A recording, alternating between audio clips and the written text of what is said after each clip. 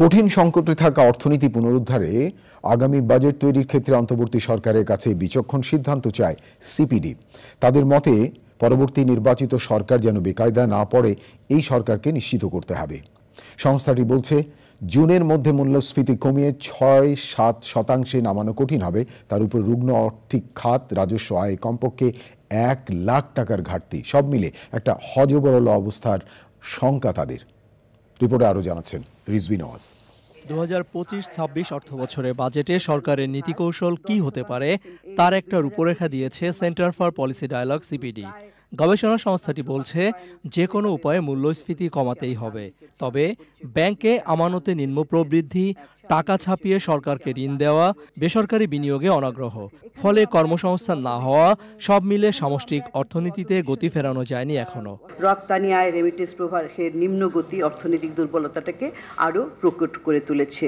বছরের শেষে রাজস্ব ঘাটতি ১,০৫,০০০ কোটি টাকা পর্যন্ত পৌঁছাতে পারে। বেসরকারি খাতে ঋণের প্রবাহ কমেছে এবং সুদ পরিশোধের দায় আরও বেড়ে গেছে। যদি গ্যাসের দাম বৃদ্ধির যে প্রস্তাবটি আছে, সেই প্রস্তাবটা যদি অনুমোদিত হয়, তাহলে কিন্তু এই মূল্যস্ফীতির পরিস্থিতিটা আরও খারাপ হয়ে যাবে। এবং আরও বিষয় রয়েছে যে আমাদের অর্থনীতি তো এখন যে ভূ রাজনৈতিক অবস্থার কারণে অনেক ধরনের অনিশ্চয়তার মধ্যে পড়ে গেছে। আসছে বাজেটে কম আয়ের মানুষের কষ্টের কথা ভেবে করমুক্ত আয়ের সীমা ৪ লাখ টাকা করার পরামর্শ সিপিডির।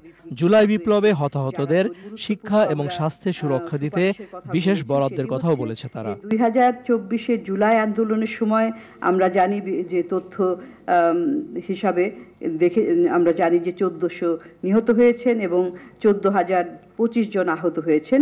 এটা ওএইচসিএইচআর ২০২৫-এর তথ্য।